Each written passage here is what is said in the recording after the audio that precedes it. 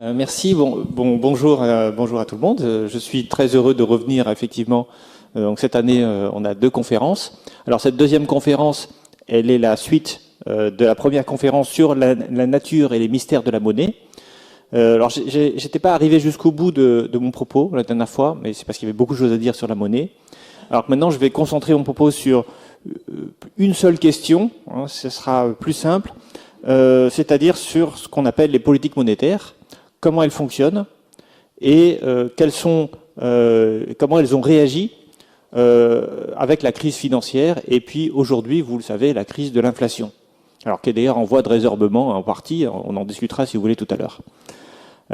Alors d'abord, avant de commencer la réflexion, quelques rappels sur la nature de la monnaie.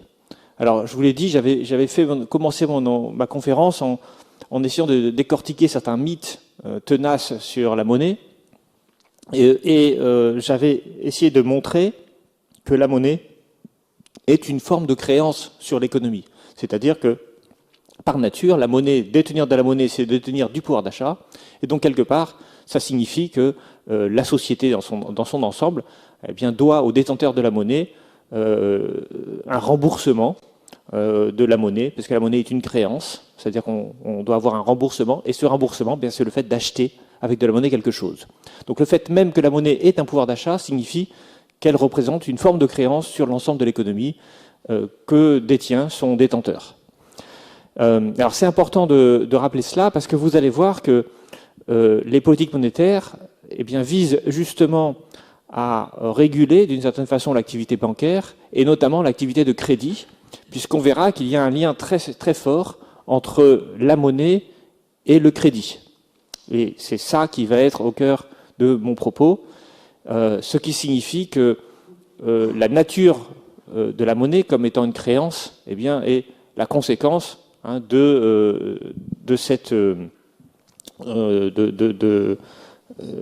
permet d'expliquer pourquoi est-ce que c'est le crédit est intrinsèquement lié à la création monétaire. Alors, tout d'abord, avant d'expliquer les politiques monétaires, je crois qu'il est important d'expliquer comment la monnaie est créée. Alors, la création monétaire, c'est quelque chose qui apparaît pas simple pour beaucoup de gens, parce que on sait que la quantité de monnaie disponible dans l'économie augmente avec le PIB. On sait d'ailleurs que la monnaie tend à être dévaluée, c'est-à-dire qu'il y a une inflation qui fait que la monnaie perd, bon an, mal an, en moyenne à peu près 2% de sa valeur chaque année, parce que la hausse généralisée des prix, c'est une perte de la valeur de la monnaie. Par contre, ce qu'on ne sait pas, c'est qui décide que tout d'un coup, on va augmenter la masse monétaire, par quel biais cette monnaie apparaît dans l'économie. Tout cela n'est pas très simple et pas très clair à comprendre. Et donc, je vais essayer de l'expliquer ici, et ça sera la base pour essayer de comprendre ensuite comment cette création monétaire est régulée par les banques centrales. Alors, à l'origine de la création monétaire, il y a deux acteurs importants que vous voyez là. D'abord, les acteurs de l'économie réelle. Alors, quand je parle d'économie réelle, je veux parler des personnes qui produisent réellement les richesses qu'on va consommer et qui les consomment. Donc, celles qui produisent, c'est les entreprises et les administrations publiques, et puis les ménages, eux, consomment. Alors, tous ces agents économiques de l'économie donc réelle, ils vont essayer d'obtenir auprès des banques des crédits pour financer leur production ou pour financer leur consommation. Donc il va y avoir à l'origine de la création monétaire une opération de crédit bancaire. Et alors qu'est-ce que c'est qu'un crédit bancaire ? Concrètement, c'est un échange, puisque vous avez d'une part de la monnaie qui vient des banques vers les acteurs de l'économie réelle, donc vers ces agents-là. Et en échange de la monnaie, il y a une créance, c'est-à-dire une promesse de remboursement de la part des agents de l'économie réelle. Alors, quand on voit ça, on n'a pas vraiment l'impression qu'il y a création monétaire. On voit juste une opération de crédit classique. Comment peut-on dire que cela fait apparaître de la nouvelle monnaie dans l'économie ? Alors, pour essayer de le comprendre, de saisir ce qui se passe, il ne faut pas oublier que dans le système bancaire, eh bien, il y a de très nombreuses banques, c'est-à-dire des banques concurrentes, et qu'une banque va prêter l'argent qu'elle a, l'argent qu'elle a en réserve, à un ménage, et donc on a l'impression qu'il n'y a pas de création monétaire, il y a juste en fait une opération de changement de propriété de l'argent, qui était, on va dire, dans les coffres de la banque, et puis qui va maintenant dans le coffre du ménage. Mais ce qui va se passer, c'est comme les ménages ou les entreprises, les emprunteurs vont dépenser cet argent, eh bien, dans un second temps, cet argent va immédiatement se retrouver dans le système bancaire. Et il va se rajouter aux réserves en liquidité des banques, qui pourront donc reprêter cette même somme.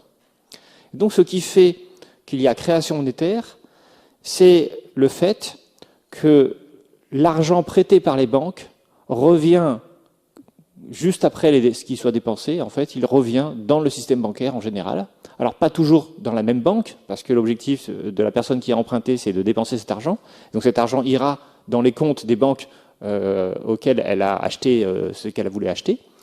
Mais à la fin, ça va augmenter les réserves en liquidité des banques qui pourront immédiatement les reprêter l'argent de leurs déposants. Alors ici, évidemment, je ne l'ai pas dit, mais lorsque la banque prête à quelqu'un, un agent de l'économie réelle, elle va prêter l'argent de ses déposants.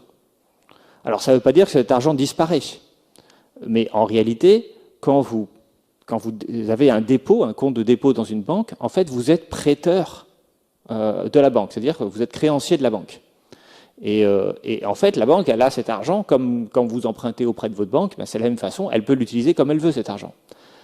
En revanche, comme c'est un dépôt à vue, eh bien, elle est obligée de vous rembourser cet argent à la demande. Donc, le fonctionnement d'une banque, en fait, c'est de collecter des dépôts de très nombreux ménages et entreprises et de mutualiser ces dépôts, d'en garder, garder un certain nombre de réserves en liquidité, de manière à faire face aux dépenses de ses clients, et le reste, eh bien, elle va essayer de le faire fructifier en prêtant cet argent et pour en fait gagner de l'argent, puisque finalement, ce qui est la manière de gagner de l'argent d'une banque, c'est de gérer des dépôts gratuitement et puis de les utiliser pour accorder des prêts à intérêt. Et donc, elle gagne la différence entre le fait qu'elle récupère de l'argent sans intérêt et qu'elle va prêter à intérêt. Alors, ça veut dire aussi qu'une banque, elle n'a pas les capacités de prêter de manière illimitée, puisque une fois qu'elle a dépensé un certain volume de dépôts qu'elle possède, eh bien, elle ne peut plus dépenser. Mais à l'échelle du système bancaire, dans son ensemble, comme l'argent prêté va forcément revenir sous forme de dépôt dans d'autres banques, à l'échelle du système bancaire dans son ensemble, tout prêt d'une banque à un agent de l'économie réelle va se transformer de fait en réserve d'un même montant supérieur dans les réserves du système bancaire. Ce qui veut dire qu'on peut prêter comme ça indéfiniment. Il n'y a pas de limite à la création monétaire au sens strict, en tout cas formellement, puisque, en fait, ce qu'on dit, c'est que les crédits font les dépôts. Plus de crédits accordés veut dire plus de dépôts, et donc plus de capacité d'accorder à nouveau des nouveaux crédits. Bien sûr, une banque ne peut pas prêter sans demande de prêt. Et nous allons voir que c'est une composante importante, ça veut dire que la banque ne crée pas de la monnaie toute seule. Elle a besoin d'un emprunteur pour accorder un crédit. L'autre chose qu'il faut dire sur ce schéma, c'est que je vous ai parlé du système bancaire dans son ensemble, mais bien sûr, le système bancaire dans son ensemble, c'est une vue de l'esprit, ça n'existe pas. Il y a en fait tout un ensemble de banques en concurrence. Alors, l'argent déposé par les agents de l'économie réelle, il appartient formellement à ces agents-là. C'est-à-dire qu'il est prêté aux banques, mais l'argent que vous avez en dépôt sur votre compte bancaire, c'est bien, de votre point de vue, c'est bien votre argent. En ce sens, vous avez le droit d'accéder à cet argent à tout moment. Cet argent, vous l'utilisez comme moyen de paiement. Et quand vous payez à quelqu'un qui est dans une autre banque, eh bien, vous devez donc avoir de l'argent qui va de votre compte vers le compte de la personne à qui vous avez payé. Mais vous avez également, si cette personne a un compte dans une autre banque que la vôtre, un même transfert, un transfert symétrique qui va se faire de votre banque vers la banque de la personne à qui vous avez payé. Ce que j'essaie de vous expliquer, c'est qu'il y a dans le système bancaire souvent deux flux. Un flux qui a lieu à ce niveau-là, entre les agents de l'économie réelle, et un flux symétrique qui va avoir lieu entre les banques. Donc, chaque opération de virement, de transfert de compte à compte, ce qu'on appelle des opérations scripturales, parce que c'est ce qu'on appelle la monnaie scripturale, c'est des jeux d'écriture. Eh bien, chaque fois que vous avez des agents de l'économie réelle qui contractent et qui envoient de l'argent d'un compte à l'autre, eh bien, lorsque ce sont des banques différentes, il y a aussi le même flux qui va d'une banque à l'autre. Et là, ça engendre un éventuel problème, c'est que on n'est pas sûr que les flux entre banques soient exactement égaux. En fait, à la fin de la journée, on calcule les flux sortants, les flux entrants auprès de toutes les autres banques du système bancaire, et on fait le solde. Et la banque qui est débitrice, eh bien, doit, à la fin de la journée, payer les banques créditrices. Enfin, les banques débitrices doivent payer les banques créditrices. C'est ce qu'on appelle le principe de la chambre de compensation. Il y a un organisme qui calcule tous les transferts de banque à banque et qui demande, à la fin de la journée, de transférer les soldes. Et alors, le problème qui peut se passer, en théorie, c'est que si ça se trouve, à la fin de la journée, eh bien, la banque numéro 3, par exemple, eh bien, devra plus d'argent aux autres banques qu'elle n'a de réserve en liquidité. Alors, ça peut arriver, c'est-à-dire qu'on a un matelas, je vous l'ai dit, assez faible de réserve en liquidité. En général, ça suffit, mais là, pour des raisons, pour des circonstances un peu particulières, beaucoup de clients ont voulu acheter, et donc il y a eu beaucoup de flux sortants vers d'autres banques. Et donc on se retrouve à ne plus avoir assez d'argent. Alors évidemment, si le système était comme celui-là, simplement, eh bien ça veut dire que la banque qui se retrouve en manque de liquidité ne pourrait plus assurer les paiements. Donc ça veut dire que les agents, les clients de cette banque ne peuvent plus payer avec leur carte bleue, puisque ça serait plus, la banque n'a plus l'argent pour payer. Donc évidemment, il y a un système de protection qui est ce qu'on appelle le marché interbancaire. Lorsque une banque se trouve à court de liquidité, eh bien, elle peut, à tout moment, emprunter auprès d'autres banques sur le marché interbancaire, qui sont des prêts à court terme entre les banques pour faire face, justement, à ces problèmes de liquidité qui peuvent survenir occasionnellement. Alors, ce système fonctionne, en fait, assez bien, et il permet à toutes les banques d'avoir toujours devant elles des liquidités qu'elles peuvent à tout moment prêter si elles le souhaitent, si elles pensent que c'est bien, et puis qu'elles peuvent aussi utiliser comme, pour permettre à leurs clients de faire des transactions monétaires, enfin de transférer de l'argent. Là où ça peut poser problème, c'est quand les banques arrêtent de se prêter entre elles. Alors à quel moment elles peuvent arrêter de se prêter entre elles? En cas de crise bancaire. Une crise bancaire, c'est ce qu'on a connu en 2008, 2007 même, dès 2007, dès l'été 2007. En fait, on a eu une perte importante liée au crédit subprime américain, et on ne savait pas exactement qui allait faire faillite. On savait qu'il allait y avoir des pertes très importantes qui allaient peser dans les bilans des banques, parce que les banques détenaient des actifs qui avaient en fait peu de valeur.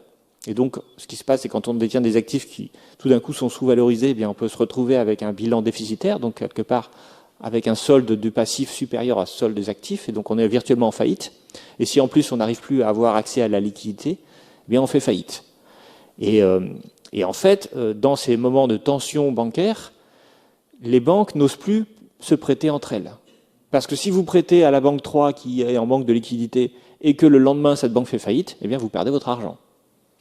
Et donc, il peut arriver des moments où le système de prêt entre banques, qui permet de garantir qu'à tout moment, eh bien, la banque dispose des réserves pour faire face aux demandes de versement de ses clients, eh bien, ce système peut, à tout moment, s'interrompre s'il n'y a plus de marché interbancaire et si les banques arrêtent de se prêter entre elles. D'où l'existence d'une banque centrale. Et la banque centrale, en fait, c'est ce qu'on appelle la banque des banques, c'est-à-dire que chaque banque a un compte auprès de la banque centrale, et cette banque centrale, c'est ce qu'on appelle le prêteur en dernier ressort. Ça veut dire quoi? Ça veut dire qu'elle est là pour prêter aux banques lorsque certaines banques ne parviennent plus à trouver pour des raisons X ou Y de financement auprès d'autres banques, eh bien, la Banque centrale va assurer le refinancement sous forme de liquidité de ces banques. Et elle va appliquer pour cela un taux de refinancement bancaire, qui est l'un des taux d'intérêt, on va en parler tout à l'heure. Et en échange, eh bien, de la même façon que tout à l'heure, les banques vont fournir à la Banque centrale des créances. Alors, à la différence de ce qui se passe dans un crédit classique, dans un crédit classique, on fait une promesse de remboursement. On a un contrat d'emprunt et on a une promesse de remboursement échelonnée sur un certain nombre d'années. Là, lorsque la Banque centrale prête à une banque, eh bien, elle veut des garanties. Donc, en fait, ce qui va se passer, c'est que les banques, pour se refinancer, vont déposer en garantie une partie de leurs créances qu'elles détiennent sur l'économie réelle. Alors, ces créances, c'est notamment des titres de dette publique, parce que c'est les titres les plus sécurisés. Parce que, bien sûr, la Banque centrale n'accepte pas n'importe quelle créance. Elle n'accepte pas, sans doute, votre crédit immobilier comme garantie. Elle va demander des créances sécurisées. Et donc, ce qui est le plus sécurisé dans un système économique, généralement, c'est les obligations publiques. Alors, finalement, comment peut-on résumer ce qu'on vient de dire? D'abord, la première chose à dire, c'est que la masse monétaire, ce qu'on peut appeler la masse monétaire, c'est-à-dire, pour ça je le mets un peu entre guillemets, parce que bon, il y a des débats là-dessus, le fait de pouvoir dépenser de l'argent. Hein, qu'est-ce qui fait que vous pouvez dépenser de l'argent? Eh bien, c'est de la monnaie qui circule dans l'économie réelle. C'est-à-dire que c'est ce que possèdent les comptes des banques, hein, les entreprises, les administrations publiques et les ménages, qu'ils ont dans leur compte bancaire de l'argent, et ils peuvent à tout moment le dépenser. Cet argent, c'est donc de l'argent masse monétaire, je l'appelle masse monétaire parce que c'est de l'argent qui peut être utilisé à tout moment pour des achats. Mais nous avons aussi une deuxième monnaie, une monnaie qui circule uniquement entre le système bancaire, dans le système bancaire, entre les banques ou entre les banques et la Banque centrale. C'est ce qu'on appelle la monnaie centrale.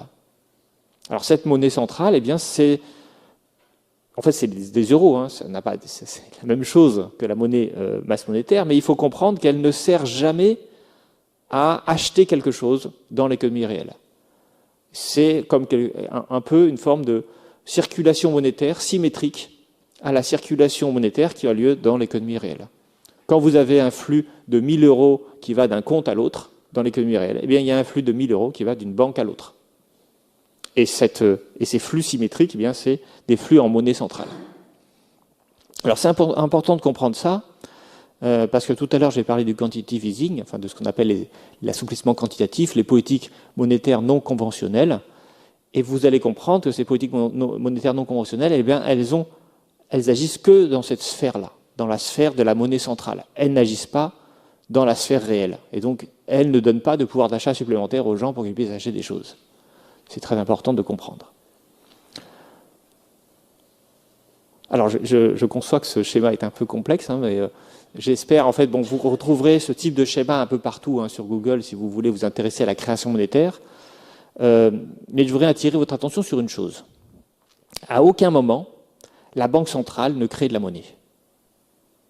Puisque la Banque centrale ne peut agir que sur la sphère du système bancaire. Et à aucun moment, elle ne peut agir, en tout cas dans le système bancaire tel qu'il fonctionne aujourd'hui, elle ne peut donner de l'argent aux entreprises, aux ménages, aux administrations publiques, à ceux qui vont vraiment pouvoir dépenser l'argent. Donc la Banque centrale ne crée pas de monnaie. Ce qui crée de la monnaie, ce qui augmente la masse monétaire, c'est uniquement le crédit bancaire classique. Alors pour essayer de vous convaincre, je vais prendre un exemple. Parce qu'il y a un élément dont on n'a pas parlé, c'est le papier-monnaie, les billets de banque. Les billets de banque que vous avez dans votre poche, peut-être, j'espère, hein, enfin bref, ils sont signés de Christine Lagarde. Les billets de banque sont émis par la Banque centrale. Donc, et en général, quand dans les informations ou les vidéos, des films, on parle de création monétaire, on aime bien présenter ce qu'on appelle la planche à billets, c'est-à-dire l'impression des coupures monétaires qui vont être utilisées. Et on dit, bah, regardez, puisque la Banque centrale met sa signature sur les billets, ces opérations d'impression de billets sont bien des opérations de création monétaire, finalement. Mais en fait, non. Alors, pour essayer de le comprendre, essayons de regarder le cheminement d'un billet fraîchement imprimé. Donc d'abord, il faut définir la masse monétaire. La masse monétaire, je l'ai dit, c'est ce qui est utilisable, c'est les billets qui sont utilisables pour des achats. S'ils ne sont pas utilisables pour des achats, on ne peut pas dire qu'ils participent de la masse monétaire. Donc déjà, lorsque l'imprimerie nationale imprime physiquement des billets, ces billets ne sont pas utilisables pour des achats. Ils sont à l'imprimerie nationale. Ensuite, ces billets imprimés sur ordre, bien sûr, de la Banque centrale, ces billets, ils vont approvisionner les comptes, enfin pas les comptes, les coffres des banques et les distributeurs. On va avoir des petits camions de la Brinks qui vont arriver à mettre de l'argent liquide dans les distributeurs ou chez les banques. Alors, quand l'argent est dans un distributeur, il n'est pas utilisable pour un achat. Ce n'est donc pas de la monnaie à ce moment-là. Il devient de la monnaie lorsque quelqu'un arrive au distributeur et retire de l'argent liquide. Mais lorsqu'il fait cela, certes, il a un billet en poche en plus, mais il a la même somme en moins sur son compte bancaire. Vous savez bien que retirer de l'argent ne vous rend pas plus riche. Ça n'augmente pas vos pouvoirs d'achat. Donc, en fait, c'est une transformation de monnaie scripturale, de monnaie compte, en monnaie fiduciaire, monnaie papier. Cette opération n'augmente pas la masse monétaire.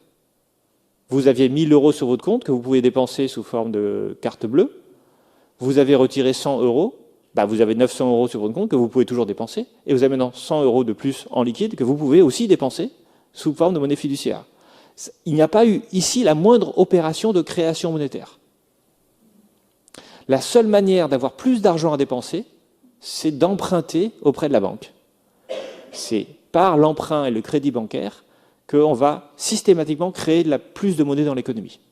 Alors attention, cette monnaie, vous l'empruntez, vous n'êtes pas plus riche en empruntant, parce que vous avez plus de monnaie à dépenser, mais vous avez aussi une dette. Par contre, vous allez payer la personne, vous avez utilisé cet argent, le dépenser, et ça ne sera pas une dette à ce moment-là, ça sera de l'argent en plus qui ira dans les comptes des gens à qui vous avez payé des choses. Et ça va augmenter la masse monétaire. Donc j'insiste un peu là-dessus parce qu'on trouve beaucoup de théories sur Internet qui sont fausses à ce niveau-là. La Banque centrale ne crée pas de monnaie. La création monétaire se fait toujours par le crédit bancaire. La Banque centrale garantit la valeur de la monnaie, j'y reviendrai. Elle commande, elle émet des billets, c'est elle qui... parce qu'en fait, je ne l'ai pas dit, mais une banque commerciale ne peut accéder au papier monnaie que, bien sûr, si elle a un compte crédité auprès de la Banque centrale. Donc, il va se passer exactement la même chose, sauf qu'au lieu de retirer 100 €, elle va retirer 100 millions d'euros. Mais donc ça va être des quantités plus importantes, mais c'est le même principe. Et elle va se voir débiter de l'argent, et puis en échange, on va lui donner du papier monnaie. Elle peut à tout moment transformer les réserves en liquidité qu'elle a en papier monnaie. Et c'est comme ça qu'elle va vous fournir de l'argent liquide. Donc la Banque centrale ne crée pas de monnaie, et les banques commerciales créent toujours de la monnaie par du crédit. Voilà, alors j'avais un autre truc à dire, mais j'ai oublié, mais ça, c'est pas grave. Oui, non, j'ai dit un truc, j'ai oublié de dire un truc très important, qui est quand les banques commerciales ont des ordres de la part de leurs clients pour dire verse tel argent à tel compte, ou donne-moi en liquide, je veux retirer mon compte. Bon, du coup, il va falloir qu'elle trouve de l'argent liquide pour retirer, pour vous redonner le contenu de votre compte.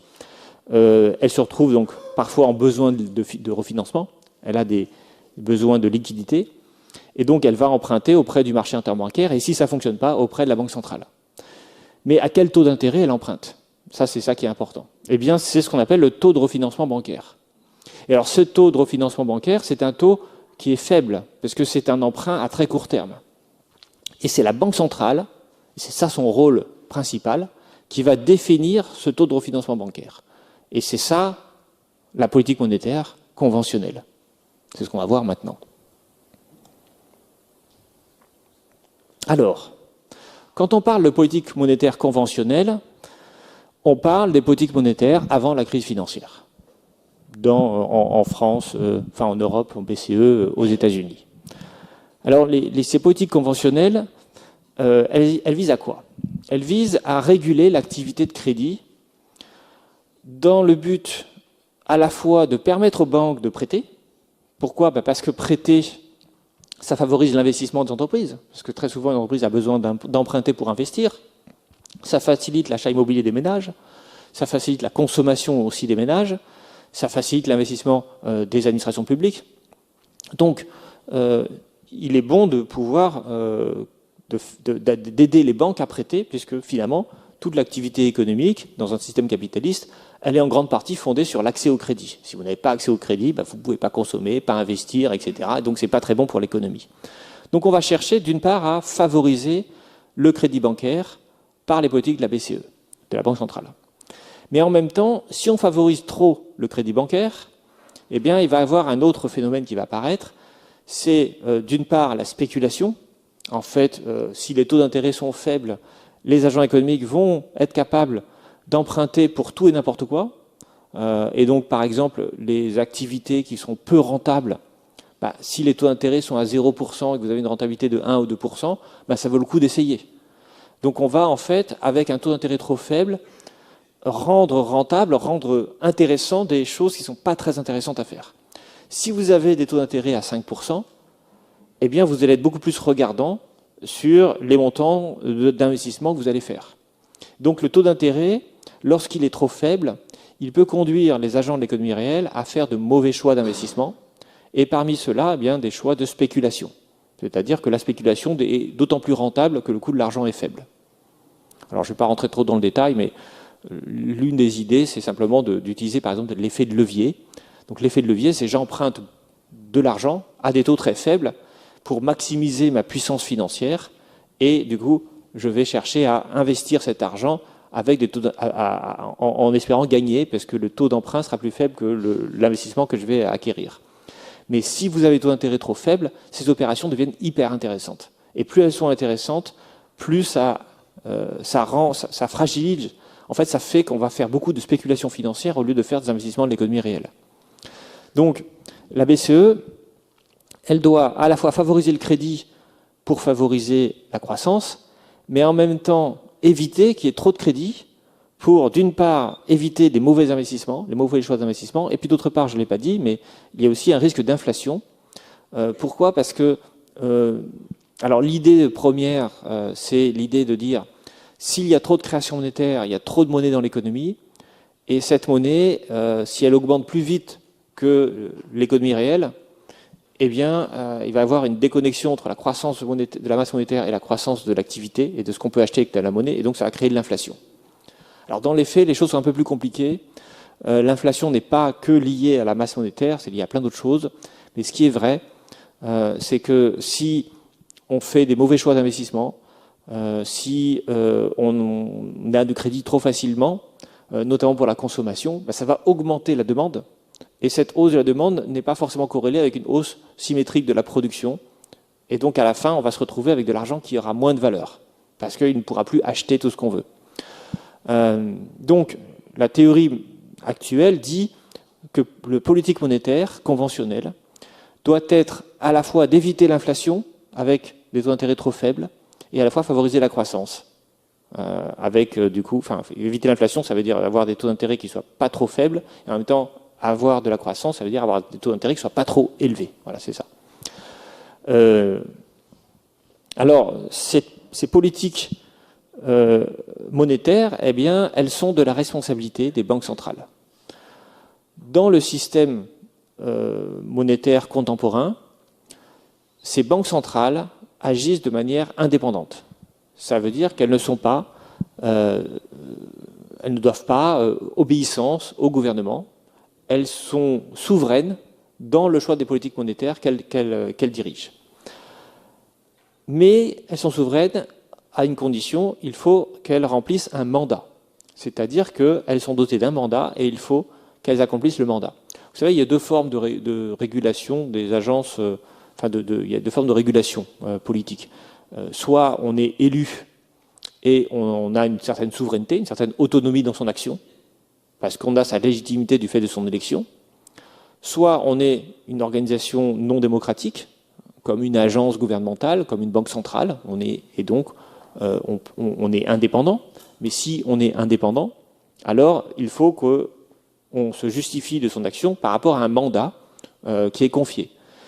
Et donc la question qui se pose, à la fois aux États-Unis et en Europe, c'est de savoir quel est le contenu du mandat qu'on confie à la Banque centrale. En Europe, le mandat principal de la Banque centrale européenne, c'est la stabilité des prix. On demande à la Banque centrale européenne d'agir pour la stabilité des prix. Aux États-Unis, on demande à la Réserve fédérale d'agir pour la stabilité des prix et pour l'emploi. Donc il y a un double mandat pour la Réserve fédérale et un mandat plus centré sur la question de l'inflation pour la Banque centrale européenne.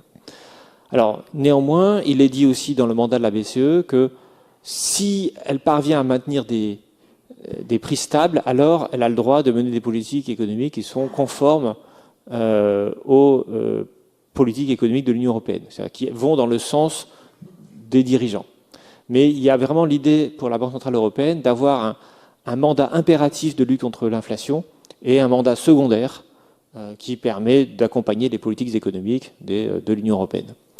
La Réserve fédérale, elle a l'emploi et la lutte contre l'inflation sur un pied d'égalité. Une deuxième chose qui est assez intéressante, c'est de savoir comment on définit la stabilité des prix. Parce que dans le texte européen, dans les traités européens, quand on fait le mandat, quand on donne un mandat à la BCE, on dit juste il faut garantir la stabilité des prix, mais on ne définit pas ce que c'est que des prix stables. Alors on pourrait se dire, des prix stables, c'est des prix à 0% d'inflation. Et alors, ça serait légitime, hein. Mais on a permis à la Banque centrale européenne d'interpréter son mandat. Et ce qui est intéressant, c'est que cette interprétation a changé. L'interprétation du mandat de stabilité des prix par la BCE, en 1998, et jusqu'à dernièrement, c'était une inflation proche, mais inférieure à 2%. C'était ça le mandat de la Banque centrale européenne. En tout cas, c'est ça qu'elle a interprété son mandat stabilité des prix. Stabilité des prix voulait dire inflation proche, mais inférieure à 2%. En juillet, je crois, 2021, ou 2022, j'ai oublié, pardon. C'est dans mon bouquin, mais oui, j'ai pas dit, mais ce que je fais, c'est lié à mon dernier livre, un ouvrage, Déclin et chute du néolibéralisme. Vous verrez un certain nombre de schémas qui seront tirés directement du livre. Je crois que c'est... Non, je suis sûr maintenant. C'est juillet 2021, parce que le livre a été écrit avant cela, enfin après cela, je veux dire, en début 2022. Et donc en juillet 2021, la Banque centrale européenne a changé l'interprétation de son mandat. Alors, qu'est-ce qui se passe juillet 2021? Vous vous souvenez, c'est le début de l'inflation. Ça commence à ce moment-là. Et là, à l'époque, la Banque centrale européenne voulait soutenir l'activité économique. On était en plein sortie de Covid, les vaccins commençaient à peine d'être mis sur le marché. Et donc, voyant l'inflation qui augmentait, dans l'urgence, elle a redéfini son mandat comme ayant pour obligation d'organiser une stabilité des prix, ce qui signifie une inflation autour de 2%. Alors, la différence, c'est quoi? Eh bien, c'est que 2,5% d'inflation, dans la nouvelle définition du mandat, c'est conforme au mandat de stabilité des prix. Alors que dans l'ancienne version, 2,5%, ce n'était pas inférieur à 2%. Donc, ce n'était pas conforme à la stabilité des prix. C'est ce qui va permettre à la Banque centrale européenne de dire, eh bien, je veux plus d'inflation. Parce que si l'inflation est à 1,5, ça correspondait au mandat, ou à 1%, par exemple, ça correspondait au mandat dans l'ancienne version, parce que c'était proche mais inférieur à 2%. Par contre, 1%, c'est pas autour de 2%, c'est plus éloigné. Donc, il vaut mieux arriver à 1,8 ou à 2,1 qu'à 1% d'inflation. Alors, elle a fait ça pour se donner davantage de marge de manœuvre. Et aussi parce que c'est une norme qu'on a vu se propager de plus en plus la norme consistant à dire qu'une inflation, une stabilité des prix, c'est une inflation à 2%. Et les États-Unis ont été les premiers à dire que pour eux, la stabilité des prix, c'est une inflation à 2%. Et la Banque centrale européenne était donc sur une vision plus restrictive de la stabilité des prix, et puis elle a changé en juillet 2021. Bon, on a expliqué le mandat des banques centrales, et maintenant, comment peut-on faire par une politique monétaire pour maintenir une stabilité des prix? Quel est le pouvoir d'une banque centrale sur sa capacité à maintenir des stabilités des prix? Et alors, ce qu'une banque centrale fait, principalement, dans le cadre de ses politiques conventionnelles, c'est de déterminer les taux directeurs, ce qu'on appelle les taux directeurs. Alors, les taux directeurs, pour la BCE, ils sont au nombre de 3. On va retrouver ces mêmes types de taux dans d'autres banques centrales. Alors, d'abord, le plus important, celui que j'ai mis dans le schéma tout à l'heure, c'était le taux de refinancement bancaire. Alors, c'est un taux par lequel les banques peuvent emprunter à court terme, en général sur une semaine maximum, des liquidités auprès de la Banque centrale, en échange, je l'ai dit tout à l'heure, en échange d'une mise en dépôt de certaines de leurs créances, d'une garantie des créances. C'est en général, quand on ne précise pas le taux d'intérêt de la Banque centrale, c'est de celui-là dont on parle. C'est le plus classique. Ensuite, on a un autre taux d'intérêt dont on parle moins, mais qui est très important également, c'est le taux de dépôt. Alors, le taux de rémunération des dépôts. Alors, les banques commerciales, elles déposent de l'argent auprès de la Banque centrale quand elles ont trop de liquidités, et cet argent est rémunéré par la Banque centrale.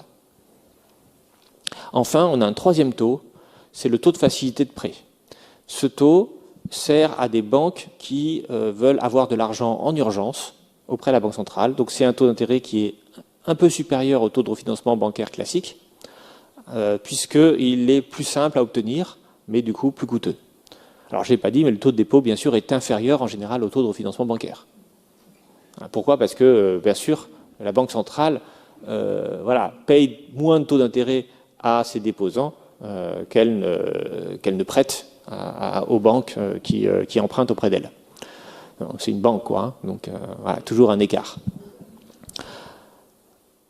Alors, comment est-ce que ces taux d'intérêt régulent la création monétaire et donc régulent l'activité économique réelle? Alors, en fait, c'est assez simple.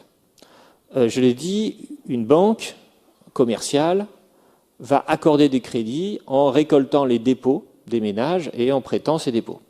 Donc, elle récolte des dépôts à 0% et puis elle prête à un taux d'intérêt supérieur. Mais, je l'ai dit aussi, parfois, elle se retrouve en manque de liquidité. Et donc, qu'est-ce qu'elle doit faire? Elle doit emprunter auprès de la Banque centrale. Il faut comprendre aussi que plus une banque va prêter, plus elle va baisser ses liquidités, plus elle devra emprunter. Enfin, ses réserves en liquidité, plus elle devra emprunter. Donc, au bout d'un moment, accorder un nouveau prêt à un client, va être d'autant plus facile qu'on pourra se refinancer à des taux faibles. Donc, elle va, en fait, comparer son taux de refinancement à sa demande de crédit qui est demandée par un de ses clients. Et donc, si le taux de refinancement de la Banque centrale il est à 3%, elle ne va pas prêter à moins de 3%. Elle va chercher à faire une marge, on va prêter à 5-6%. Enfin, évidemment, ça dépend du type de prêt qu'on va avoir. Donc, ce qu'on comprend, c'est que le premier effet des taux de refinancement, c'est de déterminer les taux d'intérêt bancaires classiques. Plus les taux de la Banque centrale sont faibles, plus les banques, poussées par la concurrence, vont vous accorder des prêts à des taux faibles. Plus, inversement, les taux de la Banque centrale sont élevés, plus les banques vont vous prêter à des taux d'intérêt élevés. Et bien sûr, ça a une conséquence sur la demande de crédit. Si vous voulez emprunter pour un achat, une voiture, par exemple, 10 000 euros, pour acheter une voiture, il est clair que vous pouvez renoncer à votre achat si le taux d'intérêt qu'on vous propose sont à 8-9%, alors que vous devez dire ça va, c'est à 3%, ça va, je peux le faire. Donc le niveau de taux d'intérêt va directement déterminer le niveau de crédit et donc le rythme de création monétaire. Et donc ce que la Banque centrale essaye de faire, par exemple en montant ces taux de refinancement, c'est de désinciter les ménages à emprunter et de désinciter les banques à prêter. Donc, finalement, comment est-ce que la variation des taux joue sur le crédit et sur l'activité économique? C'est simple. Si vous augmentez vos taux d'intérêt, vous allez réduire le crédit, donc réduire la création monétaire. Si vous les baissez, vous allez faciliter le crédit et donc faciliter la création monétaire. Alors, quel est l'arbitrage? C'est l'arbitrage croissance-inflation. Si vous êtes dans une période de crise économique où il faut relancer l'activité économique, vous cherchez à baisser les taux d'intérêt pour favoriser la croissance. Si vous êtes dans une situation de forte inflation, vous allez augmenter les taux d'intérêt pour réduire le crédit et éviter l'emballement de l'inflation. La Banque centrale est donc sans cesse en train d'arbitrer entre ces deux objectifs, notamment la Réserve fédérale américaine qui a vraiment ces deux objectifs au cœur de son mandat, mais même la BCE en fait la même chose, puisque elle a quand même, si elle a des capacités, s'il n'y a pas beaucoup d'inflation, si elle a des capacités, elle va chercher à baisser ses taux. Alors j'avais une autre idée, mais elle m'a échappé. Mais peu importe, c'était la même idée que tout à l'heure. Je continue j'essaie de la rattraper, mais j'ai du mal. Donc, peu importe. La création monétaire est donc directement liée aux politiques des taux d'intérêt. Et en général, c'est par ces politiques de taux d'intérêt que la Banque centrale cherche à réguler l'activité de crédit des banques. Alors la Banque centrale, elle va aussi avoir un autre outil qui lui permet d'agir sur les prêts bancaires, c'est la supervision du système bancaire. Je dis la Banque centrale, c'est la banque des banques, mais c'est aussi une institution publique. Et elle doit vérifier que les banques ne fassent pas n'importe quoi. C'est aussi le prêteur en dernier ressort, donc c'est vers elle que se tournent les banques en difficulté. Alors au passage, d'ailleurs, ça permet je me permets de vous rappeler une banque californienne qui a récemment fait faillite, la Silicon Valley Bank, vous avez peut-être entendu parler. Alors très souvent, ce qu'on a lu dans la presse, c'était que cette banque avait des problèmes de liquidité, elle ne pouvait plus emprunter, et donc les ménages ne pouvaient plus retirer l'argent, ils ont massivement retiré de l'argent, et ça a entraîné l'effondrement de la banque. Ce n'est pas exactement ce qui s'est passé. Parce que si vous avez bien suivi ce que je viens de dire, il n'y a aucune raison qu'une banque s'effondre à cause de la demande de liquidité de ses clients. Au passage, quand Eric Cantona dit on va faire s'effondrer le système en allant tous retirer notre argent de notre banque, en fait, évidemment, ça pose des problèmes logistiques. Imaginez que tous les Français aillent auprès de leur banque pour retirer leur argent liquide. Ça prendrait un problème logistique parce qu'il n'y a pas assez de billets, simplement. Il faudrait imprimer des tonnes de billets pour vous rembourser tout votre argent et on n'a pas le temps de l'imprimer. Donc ça ne serait pas possible physiquement pour ces raisons-là. Mais est-ce que ça mettrait les banques en faillite? En fait, paradoxalement, non. Je vous ai dit tout à l'heure, les banques, elles n'ont pas l'argent en dépôt que vous avez. Elles ont elles ne possèdent pas sous forme de liquidité tous les dépôts, parce que sinon elles ne feraient pas de profit, elles n'auraient pas d'activité économique. Leur activité, c'est quand même de faire du crédit, et donc elle est obligée d'utiliser le dépôt des ménages pour faire du crédit. Mais imaginons que tous les ménages demandent de vider leur compte, de récupérer l'argent. Elles se retourneraient vers la Banque centrale, et la Banque centrale pourrait lui prêter l'argent qu'elle souhaite. Et en fait, la capacité des banques commerciales à emprunter, à accéder à la liquidité, elle est infinie. La Banque centrale, elle peut prêter autant qu'elle veut d'argent aux banques commerciales. Et donc le vrai problème qui se poserait, c'est juste un problème logistique. Il faudrait imprimer les billets, les acheminer jusqu'au compte bancaire, jusqu'aux banques, si tout le monde devait retirer l'argent, mais la Banque centrale peut tout à fait commander à l'imprimerie nationale d'émettre autant de billets que vous avez tous d'argent liquide sur vos comptes. Il n'y a rien qui l'empêche. Donc ça ne mettrait pas en faillite le système bancaire que tout le monde retire son argent. Alors du coup, pourquoi la Silicon Valley Bank a-t-elle fait faillite? Parce que les gens ont voulu retirer leur argent. Parce que la Banque centrale, la Réserve fédérale, n'a plus voulu refinancer la Silicon Valley Bank. Et pourquoi elle n'a plus voulu refinancer la Silicon Valley Bank alors que c'est le prêteur en dernier ressort et que son rôle, c'est justement de refinancer les banques? Parce que la Silicon Valley Bank était en situation de faillite. Elle était en situation de faillite dans le sens où elle avait des actifs dont la valeur était inférieure à son passif. Et donc, dans ces cas-là, la Banque centrale ne prête pas. Elle ne prête pas à une banque qui est en situation de faillite. Donc, et elle n'avait pas les dépôts valides à déposer auprès de la Banque centrale pour récupérer l'argent liquide. Donc la Banque centrale, elle ne prête pas aux banques en situation de faillite. Et c'est ça.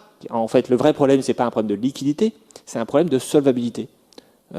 Si les banques ne sont plus solvables, eh bien, elles n'ont plus accès à la liquidité. C'est ça la règle. Et c'est comme ça que les banques font faillite. Alors, ce qui s'est passé plus précisément pour la Silicon Valley Bank, c'est qu'elle avait récolté beaucoup de dépôts de ces ménages et qu'elle avait placé ces dépôts non pas en des crédits, elle n'a pas fait des crédits avec ça, elle avait acheté des obligations publiques de l'État américain. Et ces obligations, elle les avait achetées au moment où elles étaient très hautes, et avec la hausse des taux d'intérêt des banques centrales, la valeur des obligations a baissé. Et donc, tout le stock d'actifs que possédait la Silicon Valley Bank s'est dévalué. Et du coup, comme elle avait aussi beaucoup d'emprunts, eh bien, elle s'est trouvée en situation d'insolvabilité. Et donc, elle n'a plus pu accéder à la monnaie de la Banque centrale, parce qu'elle était en situation de faillite. Voilà, donc j'essaie de vous expliquer un peu comment la Banque centrale régule l'activité des banques, l'activité de crédit des banques. Elle le fait, pour une part, en faisant varier les taux d'intérêt, et pour une autre part, en vérifiant que les banques fassent correctement leur travail, en leur imposant des règles prudentielles. D'ailleurs, la Silicon Valley Bank était en dessous du seuil. Elle avait milité, elle avait fait du lobbying auprès des autorités de régulation pour dire « je suis trop petite pour appliquer les règles prudentielles ». Et du coup, elle n'avait pas appliqué les règles prudentielles, donc elle a fait faillite. Voilà, c'est ça qui s'est passé. Donc, quand vous avez des banques qui ont une certaine taille, elles sont régulées, elles doivent respecter un certain nombre de règles, notamment des ratios, ce qu'on appelle les ratios de solvabilité, c'est-à-dire faire en sorte d'éviter de trop prêter lorsqu'on n'a pas les réserves pour faire face aux pertes éventuelles, parce que quand on prête, on ne sait jamais si on sera remboursé. C'est pareil pour les banques. Alors, un autre élément des politiques conventionnelles, c'est le taux de dépôt, dont j'ai parlé tout à l'heure. Je vous ai dit, c'est le taux auquel on rémunère les banques quand elles déposent de l'argent dans leur compte banque centrale.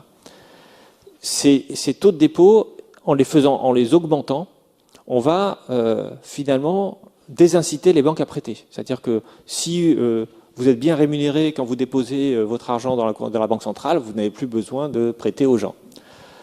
Inversement, quand vous voulez pousser les banques à prêter de l'argent, eh bien, vous avez des taux d'intérêt de taux de dépôt qui sont très faibles, qui peuvent être à zéro, et voir si c'est passé par une crise financière. Après la crise financière, je vais y venir, on a eu un taux de dépôt négatif, à moins 0,25, moins 0,5, j'ai oublié. Mais en gros, ça veut dire que quand les banques commençaient à épargner, eh bien, elles payaient une taxe à la Banque centrale. Et alors, du coup, elles ont cherché à limiter leur épargne. Et donc, comment vous faites pour limiter vos liquidités? Eh bien, vous essayez de prêter. Donc, c'est une façon de pousser les banques à prêter. Pourquoi les banques n'ont pas prêté en masse quand les taux d'intérêt étaient à zéro et les taux de dépôt étaient négatifs? Eh bien, parce qu'elles ne trouvaient pas d'emprunteurs. Parce que pour prêter, il faut un emprunteur. Je donc termine sur une dernière idée, avant de voir la crise financière. Là, vous avez bien les éléments pour comprendre ce qui va se passer. Ce n'est pas la banque qui crée de la monnaie. C'est le crédit bancaire qui crée de la monnaie. Ce qui veut dire qu'une banque, individuellement, toute seule, ne peut pas créer de la monnaie. Ce qui explique que les banques fassent faillite. Parce que, comprenez bien que si les banques pouvaient souverainement créer de la monnaie comme elles veulent, elles ne seraient jamais en situation de faillite. Elles n'auraient aucun problème. Elles pourraient, évidemment, ça serait, elles auraient un pouvoir considérable. Elles n'auraient jamais de problème financier. Mais en fait, une banque ne crée jamais de la monnaie pour elle-même. Elle ne peut créer de la monnaie que par l'intermédiaire du crédit bancaire. Et je vous l'ai dit, cette monnaie, eh bien, elle va aller dans le système bancaire en général, mais elle ne va pas forcément revenir à la banque elle-même. Et puis si elle revient à la banque elle-même, ça sera sous forme de dépôt d'autres personnes. Donc ça sera une dette pour la banque. Et n'oubliez pas que les déposants sont créanciers de la banque. Alors, la crise financière de 2008. Alors, qu'est-ce qui s'est passé en 2008 ? Il y a eu une crise qui est liée à des malversations, il faut être clair, consécutive au fait qu'on a permis à des banques d'accorder des crédits immobiliers à des ménages qui étaient non solvables. Parfois, c'était des crédits frauduleux, c'est-à-dire qu'en fait, les gens mentaient sur le questionnaire, ils mentaient sur leurs revenus réels. Et pourquoi elles ont fait ça, les banques ? Parce qu'elles revendaient immédiatement les créances par ce qu'on appelle un phénomène de titrisation. Ces créances étaient partées, donc elles n'étaient plus comptables d'un éventuel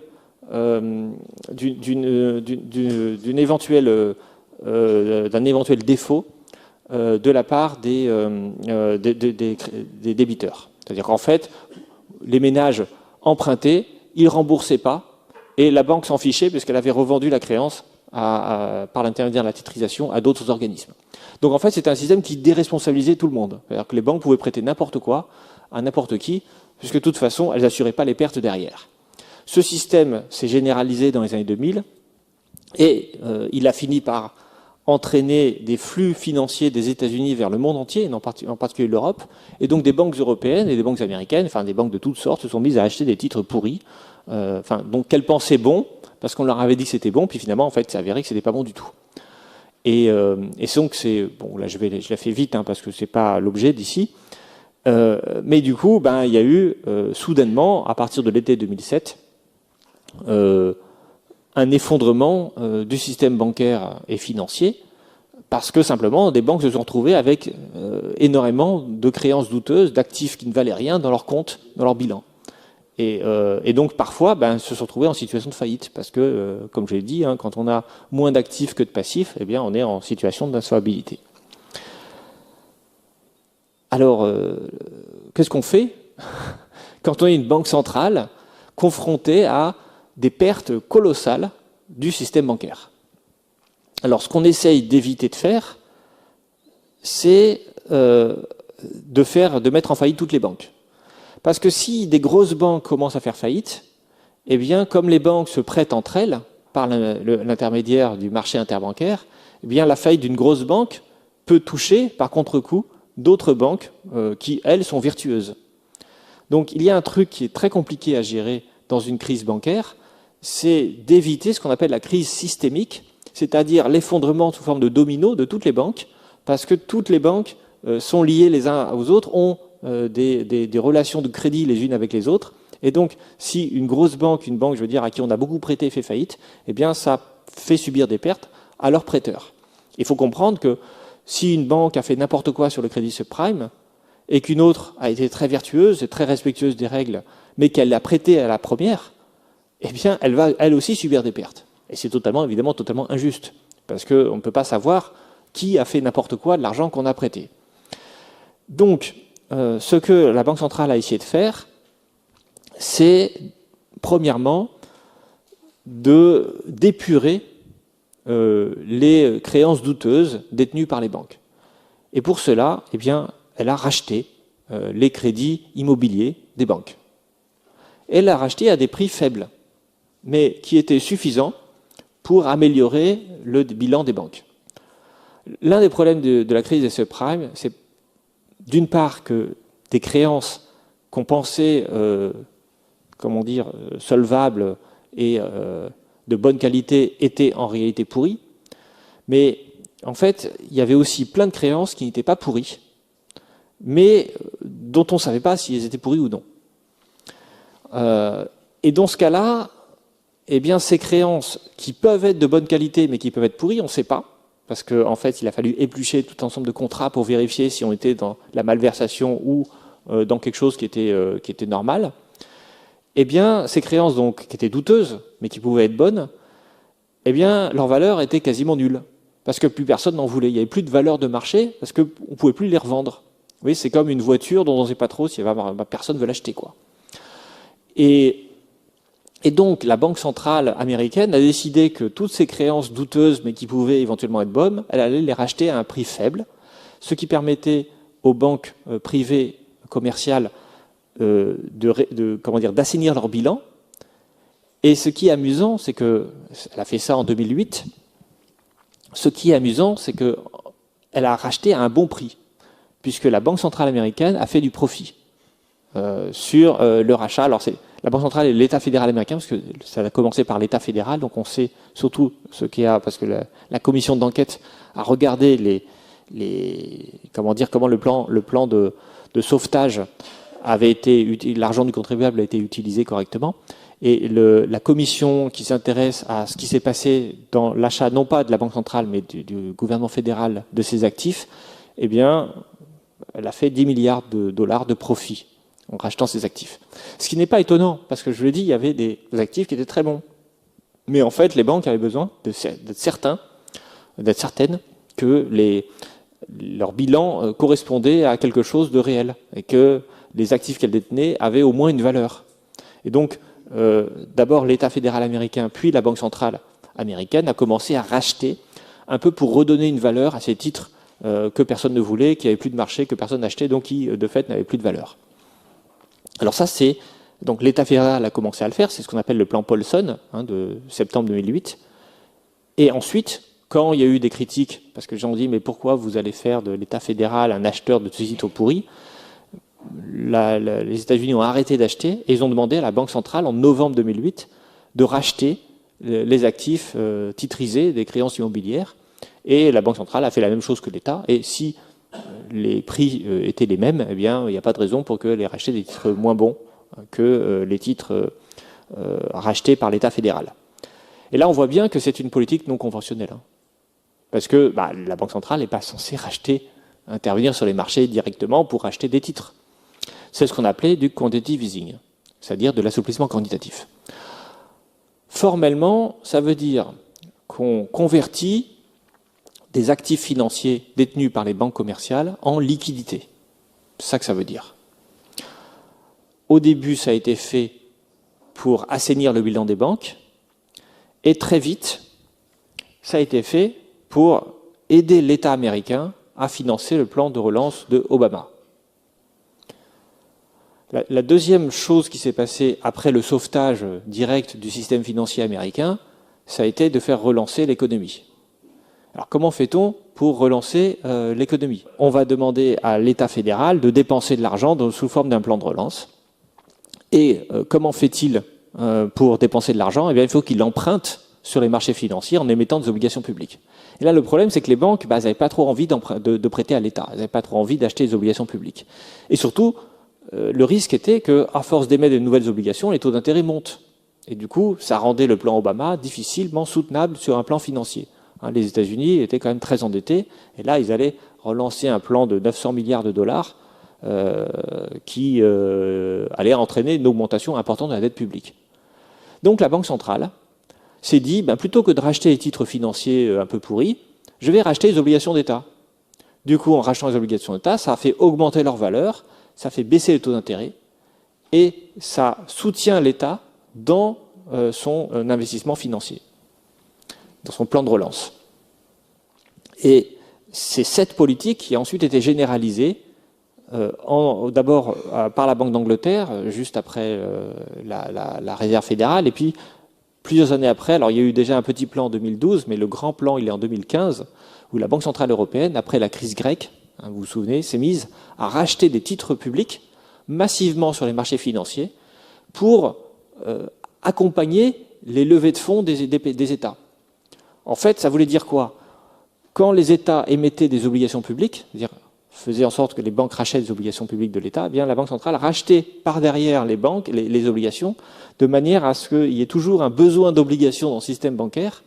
Et en fait, on éponge en fait au fur et à mesure que l'État émet des obligations.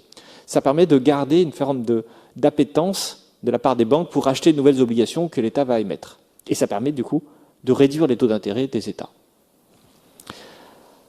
Ce qui est intéressant dans ces politiques de quantitative easing, c'est qu'elles tordent complètement le bras armé des marchés financiers. Bon, on va bientôt reparler des agences de notation. Ah, la note de la France va être dégradée. Le problème d'une note dégradée, nous dit-on, c'est que ça veut dire que les investisseurs ont moins confiance dans la dette publique, donc l'État doit payer plus cher pour son emprunt. Mais à cette époque-là, en 2015, il n'y avait plus ce problème. On ne parlait plus d'ailleurs des agences de notation à ce moment-là. Pourquoi? Et en 2020, on n'en a pas du tout parlé.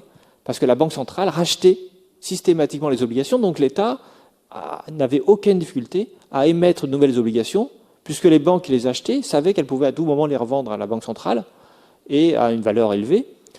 Et puis, en fait, c'est une forme de manipulation de cours. On soutenait le cours des obligations en rachetant toujours plus, en augmentant la demande, de manière à ce que les États puissent facilement émettre à des taux d'intérêt faibles, tous les États, toutes les obligations qu'il faut souhaiter émettre. Et donc les marchés financiers, ils ne déterminent plus tellement les taux d'intérêt. C'est la Banque centrale qui contrôle les taux d'intérêt auxquels les États empruntent. Donc finalement, les agences de notation ont beaucoup moins de pouvoir maintenant qu'à l'époque. Alors je vais vous montrer quelques graphiques pour voir un peu ce qui s'est passé en termes des politiques monétaires. Donc d'abord, la première chose à voir ici, c'est d'abord il y a une crise de liquidité de l'été 2007, qui était une crise liée au fait que les banques ne se prêtaient plus entre elles, et donc la Banque centrale a commencé à prêter. Ici, vous avez l'évolution des taux d'intérêt, des taux de refinancement des différentes banques centrales, et vous voyez qu'à l'époque, on avait pour la Banque d'Angleterre des taux de refinancement quasiment à 6%. Donc beaucoup plus élevés, même plus élevés qu'aujourd'hui. Hein. La BCE avait des taux d'intérêt à 4% à l'époque. Elle n'a pas baissé les taux au moment de la crise de liquidité. Parce qu'elle voulait, les banques centrales, aucune banque centrale n'a baissé les taux, parce qu'elle voulait limiter le crédit bancaire, éviter la surchauffe à l'époque, on pensait. Et puis après, donc, il y a une baisse très forte aux États-Unis, pas du tout à la BCE, qui a même remonté ses taux à l'été 2008. Et puis il y a eu la faillite de Lehman Brothers. Là, ça a été la crise systémique. Et là, on s'est aperçu que la crise financière allait entraîner un effondrement économique. En 2009, c'est ce qui s'est passé, hein, une récession très forte. Donc, toutes les banques centrales ont du coup changé de point de vue, de pied, et elles ont dit, bah, maintenant, il faut accompagner la relance et donc baisser les taux d'intérêt. La BCE, à ce moment-là, elle baisse les taux d'intérêt à 1%, puis ensuite ils sont arrivés à 0, hein, comme tous les autres. Hein. Vous voyez, la Banque du Japon, c'est un peu particulier. Hein. Elle avait déjà des politiques de quantitative easing avant l'heure, hein, depuis la crise des années 90. C'est marqué ici. Je ne l'ai pas dit parce qu'il faut qu'on avance. Alors, à quoi servent ces politiques de quantitative easing? Eh bien, de fait, elles servent à contrôler les taux d'intérêt longs.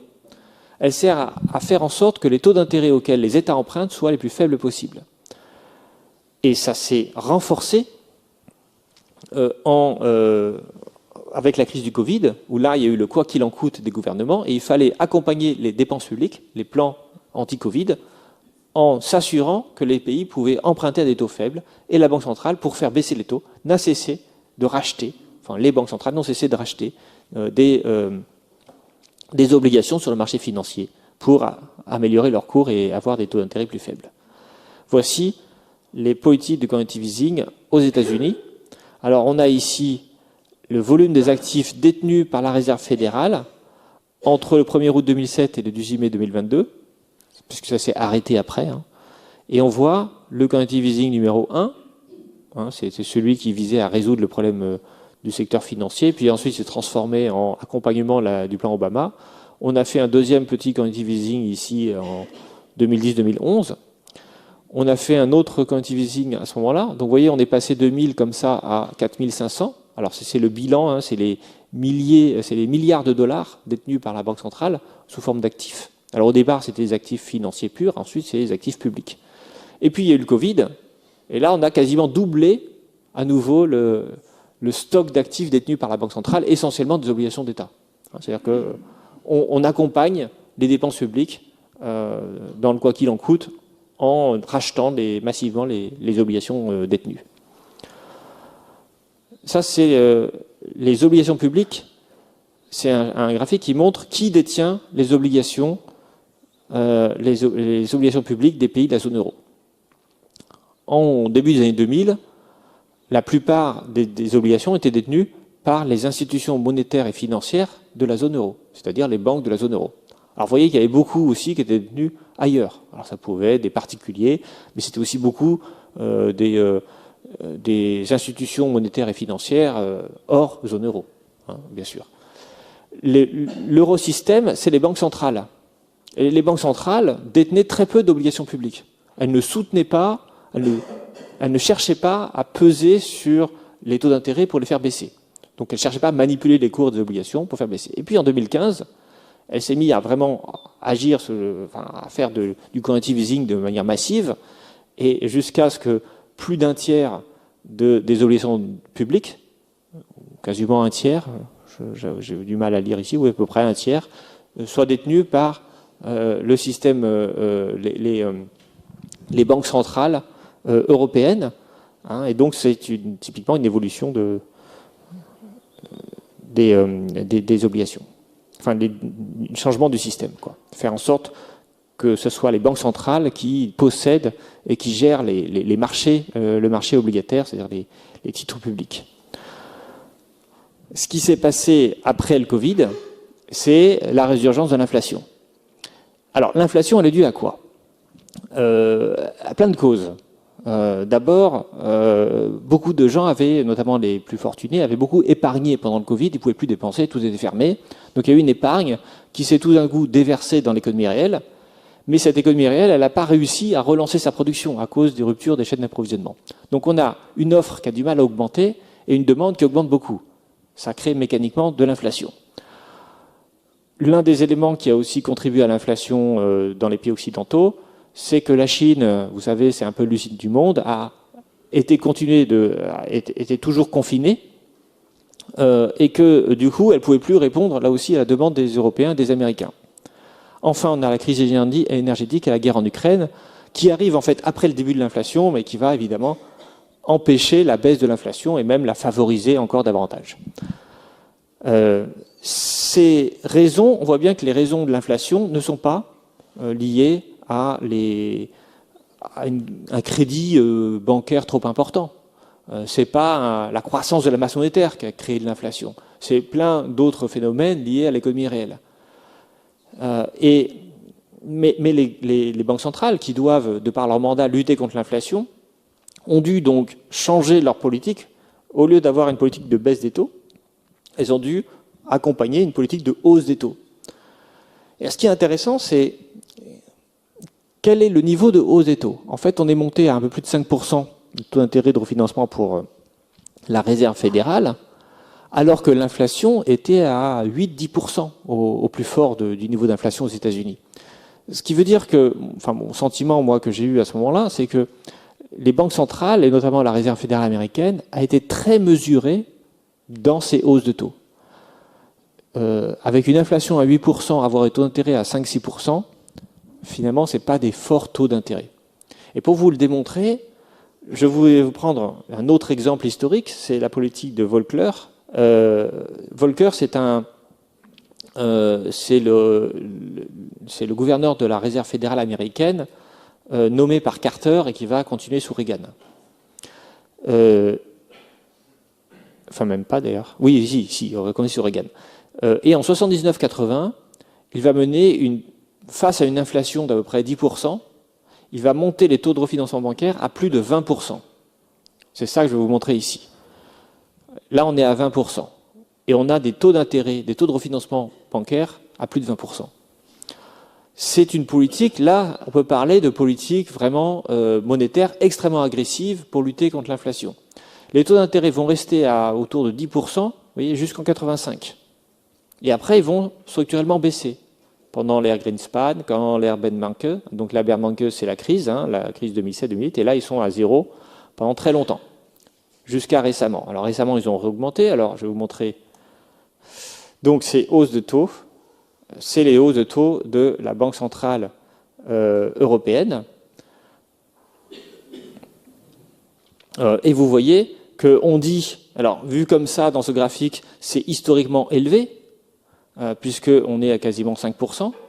Mais en fait, quand on compare, voilà, c'est ça que je voulais montrer, à ce qui s'est passé aux États-Unis dans les années 80, et c'était pareil hein, pour les banques centrales nationales, bien sûr on n'avait pas de BCE à l'époque, c'est pas grand-chose en fait. Ces 5% qui apparaissent très élevés ici, en fait, ne sont pas si élevés que ça. D'ailleurs, vous voyez qu'au début des années 2000, ils étaient déjà à peu près à 5%. Mais quand on les compare à l'inflation de l'époque, en 2000, on n'avait pas 5 ou 6% d'inflation. Aujourd'hui, on a eu des épisodes à plus de 5% d'inflation et on a été assez mesuré finalement dans la hausse des taux. Alors pourquoi est-ce que finalement les banques centrales n'ont pas osé arriver à faire la politique de Volcker, c'est-à-dire des taux d'intérêt à plus de 10%, 15%, comme c'était le cas à l'époque où on a eu des taux d'intérêt? D'abord parce que je pense qu'elle avait conscience que le cœur de l'inflation n'était pas dans la politique monétaire. Donc ce qu'elles ont essayé à faire, de mon point de vue, c'est accompagner la hausse de l'inflation pour que les niveaux des taux d'intérêt nominaux soient proches du niveau d'inflation, sans chercher et attendre que l'inflation baisse par elle-même. Et finalement, c'est ce qui s'est passé. L'inflation a fini par baisser aux États-Unis. Alors on est retombé à 2-3% d'inflation, alors qu'on était à 10 quasiment il y a 2 ans. Autre part, les idées monétaristes, c'est-à-dire l'idée qu'il faut absolument éviter toute création monétaire, le quantitative easing a détruit tout ça. On a vu qu'on pouvait faire plein de choses, qu'il y avait pas mal de marge de manœuvre sans que ça entraîne immédiatement de l'inflation. Ensuite, l'objectif, c'est de relancer l'activité économique. Et les banques centrales ont eu peur d'étouffer la croissance post-Covid avec des politiques monétaires trop agressives. Alors même si elles ont quand même augmenté leurs taux, et même si ça pèse bien sûr sur le marché immobilier, sur la croissance économique, mais elles n'ont pas fait ce que, voilà, le Volcker des années 80. Et puis il y a un dernier élément, c'est le niveau d'endettement massif des économies avancées aujourd'hui, qui fait que toute politique de hausse des taux doit être maniée avec une énorme précaution. Parce que quand vous avez beaucoup d'emprunteurs, beaucoup de gens endettés, si vous augmentez beaucoup les taux, eh bien vous risquez d'avoir un nombre de faillites élevé. Et d'ailleurs, on sait qu'aujourd'hui, les faillites atteignent un niveau record en France, parce que en partie à cause de l'inflation, en partie à cause des effets Covid. Mais voilà, si on augmente trop fortement le coût de la dette, eh bien on va se retrouver à avoir des entreprises en difficulté qui vont faire faillite. Et les États aussi ont des problèmes. Alors un élément pour vous montrer, alors ça c'est au moment où on a vraiment augmenté les taux d'intérêt, hein, c'est en octobre 2022. On voit les taux de refinancement bancaire qui restent faibles et les taux d'inflation qui sont très élevés. On a quasiment 10% d'inflation en Allemagne, 8,2% d'inflation aux États-Unis. Ça, c'est au moment de pic. Et on a des taux de refinancement qui, à l'époque, sont encore très faibles. Ils vont monter jusqu'à plus de 5% aux États-Unis, mais ils ne vont pas dépasser le niveau d'inflation, finalement, d'inflation le plus élevé. Et maintenant, ils vont rebaisser. Ce dernier graphique, c'est pour vous montrer l'endettement, l'évolution de l'endettement global aux États-Unis sur du long terme. Alors ce qu'on constate ici, c'est que jusqu'au début des années 80, donc quand Volcker il fait sa politique, l'endettement global de l'économie américaine, c'est 150% du PIB. Aujourd'hui, on est à quasiment 350%. On ne peut pas augmenter les taux d'intérêt aussi fortement quand l'économie est 2 fois plus endettée qu'avant. Alors je conclus. Ce qui est intéressant dans la transformation des politiques monétaires depuis la crise financière, c'est que les banques centrales se sont mises à imaginer d'autres sortes de politiques. Au départ, ce qu'elles devaient faire dans les politiques conventionnelles, c'est simplement réguler l'activité bancaire en essayant d'arbitrer entre inflation et croissance. Aujourd'hui, ce qu'elles ont appris à faire pendant la crise financière, c'est à intervenir directement dans les marchés financiers pour contrôler les taux d'intérêt à long terme et faire en sorte d'éviter que des États se retrouvent étranglés par les marchés financiers, les agences de notation, avec des taux d'intérêt qui explosent, des taux d'intérêt comme en Grèce, vous savez, ils ont explosé. Il ne faut surtout pas que ce genre de choses arrive dans une grande économie. Donc, pour éviter que ça arrive, on va éponger le surplus de dette publique en les rachetant. Au passage, quand on a un tiers de la dette publique qui est détenue par la Banque de France, qui agit pour le compte de la Banque Centrale Européenne, ça veut dire que les intérêts que paye l'État reviennent dans la poche de l'État. Puisque la Banque de France c'est une administration publique. Donc ça veut dire que quand on vous dit on paye 50 milliards de charges d'intérêt sur notre dette, et que Bruno Le Maire nous dit c'est terrible, il oublie de dire qu'un tiers de ces charges d'intérêt nous reviennent directement. Alors, c'est un peu plus compliqué que ça, parce que les banques centrales reversent les profits qu'elles font, bien sûr, aux États, mais elles font aussi des pertes. Et elles font des pertes parce que les banques ont appris à avoir plein de liquidités, et comme elles ont augmenté les taux de dépôt, eh bien, il faut aussi qu'elles payent aux banques beaucoup. Donc, elles gagnent par le fait qu'elles récupèrent des taux d'intérêt des États, mais elles ont acheté ces obligations publiques à des niveaux élevés, donc elles n'ont pas fait tant de profit que ça. Mais c'est vrai qu'il faut quand même aussi penser que la dette publique, les taux d'intérêt que l'État verse aux détenteurs des obligations publiques, lorsque les détenteurs sont la Banque de France, du coup, il se reverse à lui-même les taux d'intérêt. Ce qui est intéressant, c'est que les banques centrales, du coup, maintenant, agissent directement sur les marchés financiers. Et ça, c'est ça que je trouve assez intéressant. C'est ça qui est novateur. Et ça veut dire qu'elles cherchent à contrôler les prix du capital à long terme. Et donc, moi, j'interprète comme un recul de l'idéologie néolibérale. Alors, j'en ai pas beaucoup parlé, mais j'ai parlé dans des conférences de l'année dernière sur le néolibéralisme, et puis de l'année d'avant, je sais plus, j'ai fait des conférences sur le néolibéralisme ici même à l'université de Nantes, et je vous ai dit que le néolibéralisme, c'était l'idée de réguler l'économie par l'intermédiaire des prix de marché. Eh bien, les banques centrales, avec ces politiques non conventionnelles, cherchent à influencer les prix de marché. Et alors, ce qui est intéressant, je trouve, c'est qu'à partir du moment où on a mis le pied là-dedans, dans cette logique que finalement on doit aussi gérer les prix, on ne doit pas laisser les prix de marché faire n'importe quoi, eh bien ça pose des questions sur d'autres secteurs de l'économie. Par exemple, la régulation des prix du gaz ou de l'électricité, qui fait partie des questions qu'on pose aujourd'hui. Est-ce que ce qui s'est passé avec l'explosion des prix de l'électricité suite à la guerre en Ukraine, est-ce que ça ne devrait pas être remis en question? Est-ce qu'on pourrait avoir des systèmes de prix de l'énergie qui ne soient pas entièrement soumis aux lois du marché? On a d'autres éléments qui permettent de comprendre que le néolibéralisme ne va pas très bien et qui sont liés aux politiques monétaires, dans le sens où on essaye de sortir d'un certain dogme qu'on pouvait avoir auparavant.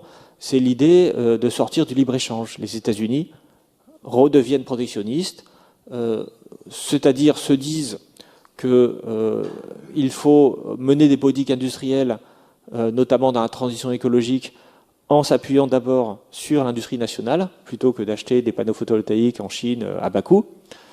Et donc on voit revenir, aussi même en Europe, cette logique que finalement, il ne faut pas laisser les prix de marché réguler toute l'économie, il faut aussi prendre les devants et essayer de mener des politiques un peu plus ambitieuses.